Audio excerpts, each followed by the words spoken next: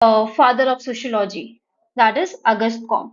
ठीक है, हम देखते हैं अगस्त कॉम, इनका टाइम पीरियड क्या था, 1798 से 1857 का इनका टाइम पीरियड था।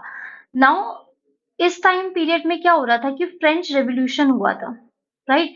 फ्रेंच रेवोल्यूशन हुआ 1789 में।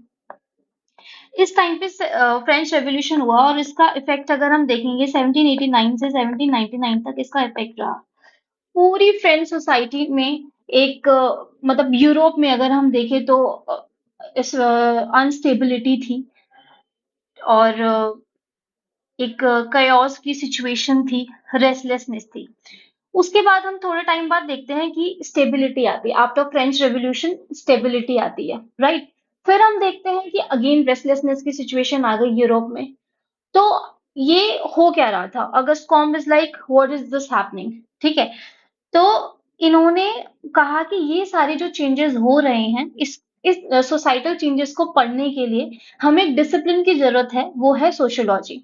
इनकी एक बुक आती है सिस्टम ऑफ पॉजिटिव फिलोसफी, जो पब्लिश हुई थी 1843 में, लेकिन इसके स्निपेट्स पहले से आने लग गए थे और उन स्निपेट्स में सोशियोलॉजी एज अ डिसिप्लिन का वो था, जिक्र था, ठीक है।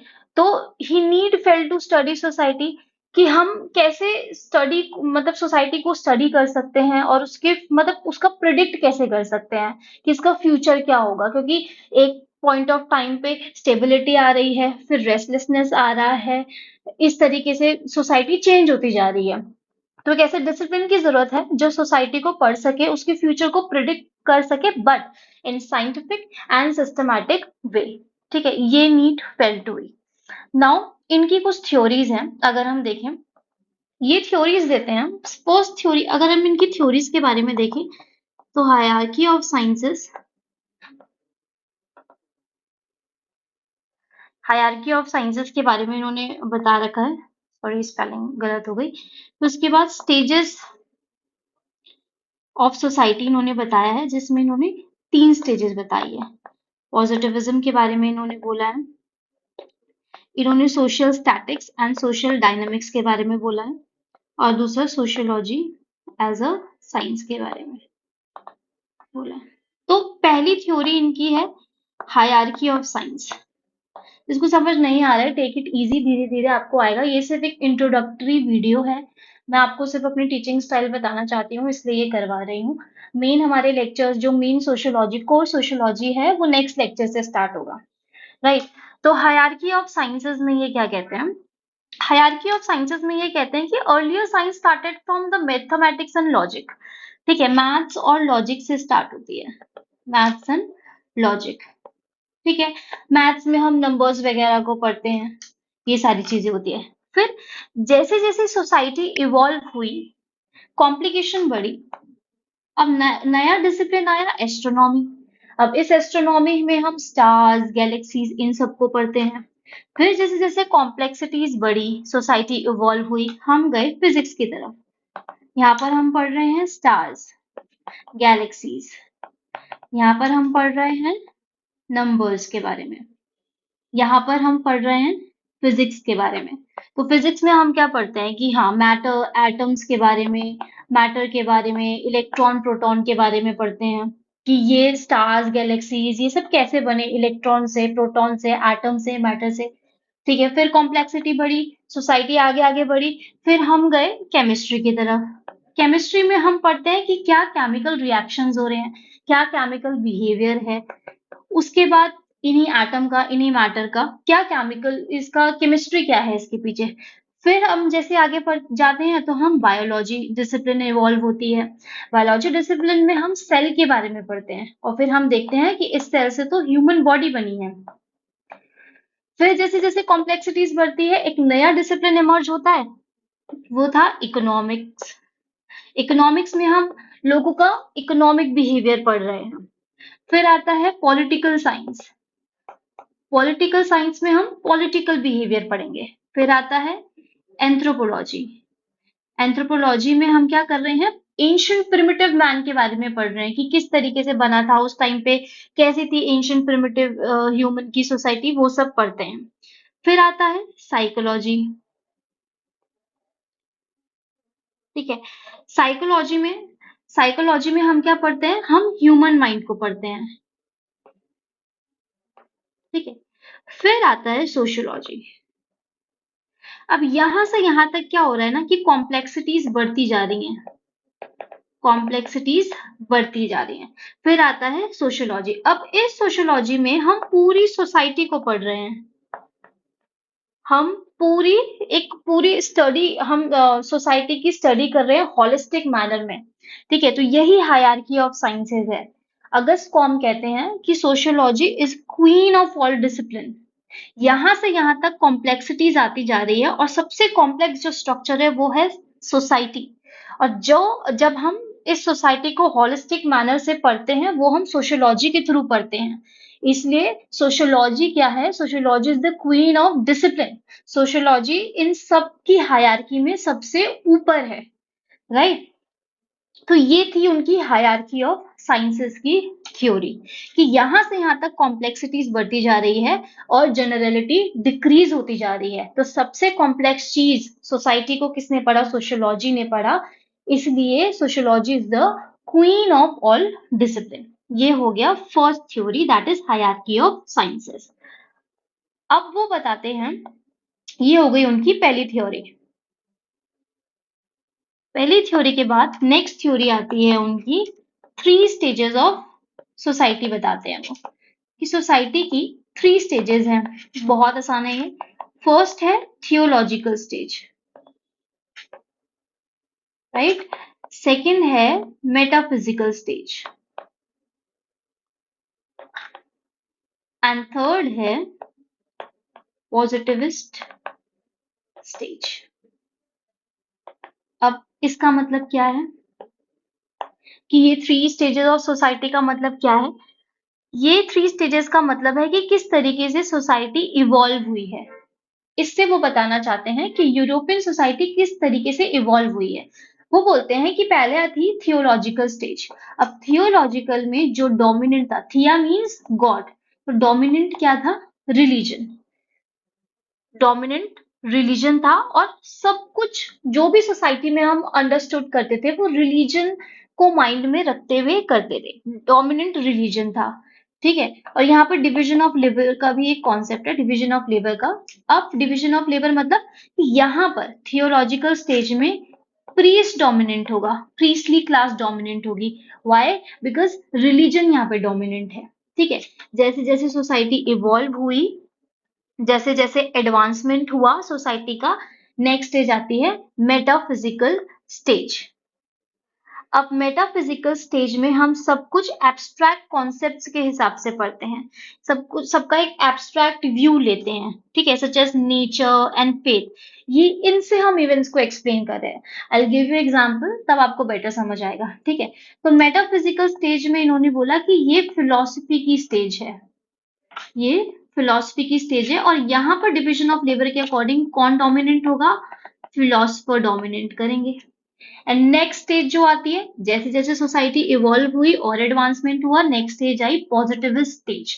मतलब यहाँ पर साइंटिस्ट डोमिनेट करेंगे, यहाँ पर साइंटिस्ट डोमिनेट करेंगे और हर चीज जो है हम साइंटिफिक पर्सपेक्टिव से समझेंगे,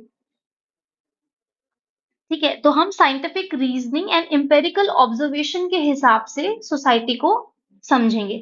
यहाँ पर हम किसके हिसाब से समझ रहे हैं? यहाँ पर जितनी भी फिनोमेना सोसाइटी में हो रहा है वो हम सुपरनैचुरल और रिलीजियस एक्सप्लेनेशन की वजह से समझ रहे हैं। मेटाफिजिकल में हम सबको एक एब्स्ट्रैक्ट व्यू दे रहे हैं एंड पॉजिटिव स्टेज में हम एक साइंटिफिक रीजनिंग और एम्पेरिकल ऑब्जर्वेशन के बेसिस पे सोसाइटी को अंडरस्टैंड कर रहे हैं। अब एग्जाम्पल, इन तीनों स्टेज को एक बहुत ही सिंपल एग्जाम्पल से समझते हैं। एग्जाम्पल है फायर का।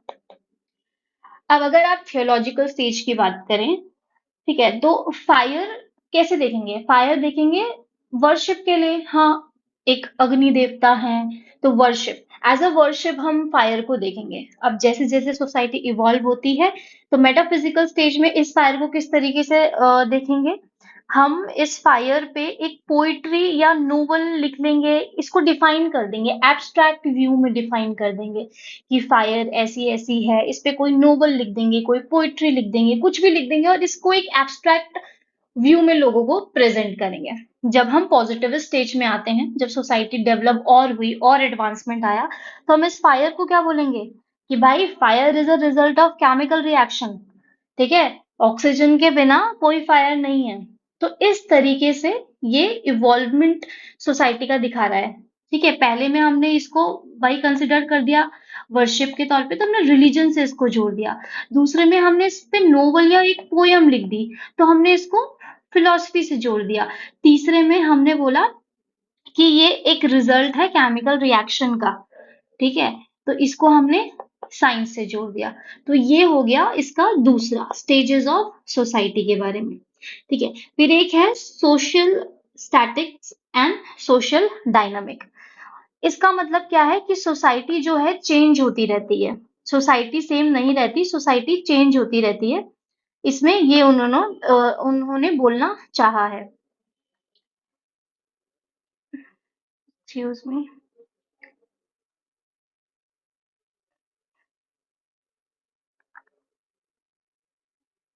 हुँ।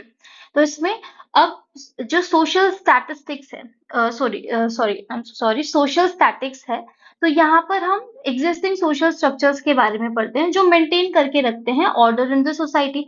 और सोशल डायनामिक्स में वो कहते हैं कि सोसाइटी चेंज होती रहती है। तो अब इसका मतलब क्या है कि आप जो कल थे वो आप आज नहीं हो। ठीक है, सोशल डायनामिक्स का सबसे अच्छा एग्जाम्पल, कल आपको शायद ऐसी कुछ चीजें ना पता हो जो आज आपको पता हुई हो। ठीक है, कल आपको किसी चीज के बारे में मान लो नहीं पता था, आज आपको पता चल गया था, तो ये क्या हो, आज आपको पता चल गया है, तो ये क्या हुआ, चेंज हुआ। इसको कहते हैं डायनेमिज्म। तो आप बिल्कुल कल से बहुत अलग हैं आज, आपको बहुत सारी चीजें और पता चली होंगी। ठीक है, तो ये चीज हो गई। फिर पॉजिटिविज्म है और सोशियोलॉजी एज ए साइंस है। अब ये सारी चीजें देखिए पीडीएफ में कैसे कर रखी है हमने। अब हमने जो आपको पीडीएफ प्रोवाइड करी है, वो पीडीएफ हमने आपको जिस तरीके से आप आंसर लिखेंगे उसी तरीके से प्रोवाइड करी है, बहुत एक सिंपलर वे में करी है। और जो भी मैं आपको एक्सप्लेन करूंगी वो पीडीएफ से रिलेटेड होगा। ऐसा नहीं होगा कि मैं एक्सप्लेन आपको कुछ और कर रही हूँ, पीडीएफ आपको कुछ और दे दी, तो आप लिंक नहीं कर पाएंगे। और जो आपको समराइज नोट्स मिलेगा वो भी इसी पीडीएफ का ही मिलेगा, तो आपके लिए आसान रहेगा सिंक करने में। तो आप अगर मान लो अगर कॉम पे क्वेश्चन आ जाता है तो आपको इसी स्ट्रक्चर्ड वे में सब कुछ लिखना है। इंट्रोडक्शन आपको कैसे लिखना है, regarded as father of sociology, played a pivotal role in the emergence of sociology as an independent discipline. His ideas laid the groundwork for understanding society through scientific lens. ये पहला हो गया। अब दूसरा कॉन्ट्रीब्यूशंस लिखेंगे। कॉन्ट्रीब्यूशन में सबसे पहले फादर ऑफ सोशियोलॉजी है, इन्होंने क्वाइन टर्म करी थी 1839। Between 1790 to 1857, Europe, especially France, experienced significant social disorder and chaos. Authored System of Positive Philosophy, published in 1843। यही सब मैंने आपको पढ़ाया है और यही सब इसमें लिखा हुआ है।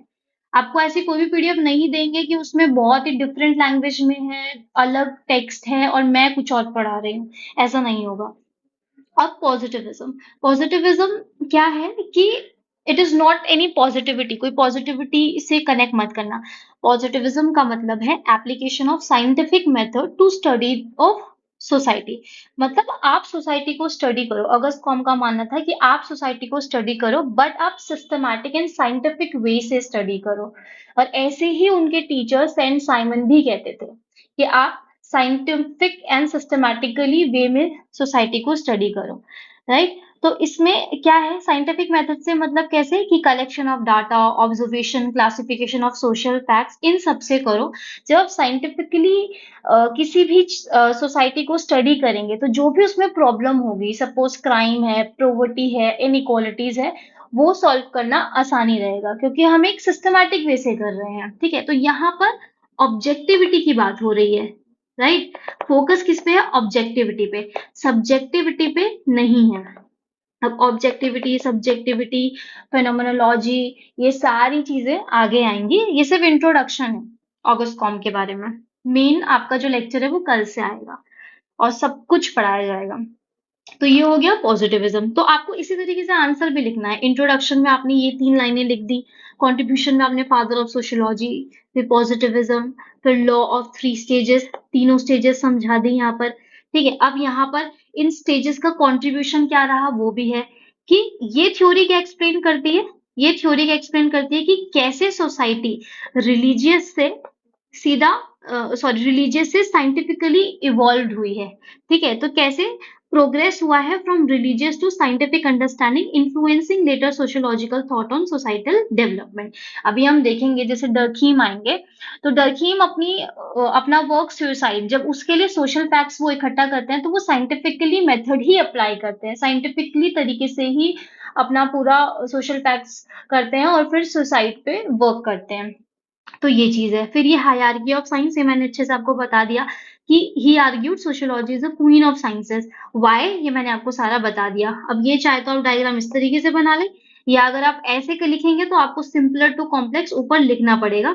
अगर एग्जाम में आएगा तो आप ये वाला बनाइएगा।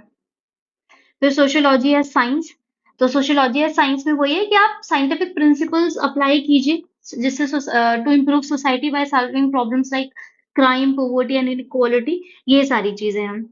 अब एग्जाम्पल्स है या कंट्रीब्यूशन है कि हम इन सबको मतलब लेटर सोशियोलॉजिस्ट को इन्होंने इन्फ्लुएंस किया। इमाइल डर्खिम ने इनकी अप्रोच से मदद ली, उन्होंने अपना जो वर्क था सुसाइड का उसमें साइंटिफिक मेथड्स यूज किए, ये सारी चीजें। फिर little Herbert Spencer, Karl Marx, ये सब भी इनकी थ्योरी से कुछ ना कुछ सीखेंगे। ठीक है, तो ये सारी चीजें थी। आई होप आपको ये लेक्चर पसंद आया हो, ओरिएंटेशन क्लास पसंद आई हो। हमारा जो नेक्स्ट लेक्चर होगा वहां से हम कोर सोशियोलॉजी स्टार्ट करेंगे। ठीक है, जिसमें आपको कोई भी टेंशन लेने की जरूरत नहीं है। आपको पीडीएफ, पीवाईक्यू, आंसर राइटिंग सब कुछ यहाँ पर मिलेगा। ओके, सो आज के लिए इतना ही। Thank you, bye.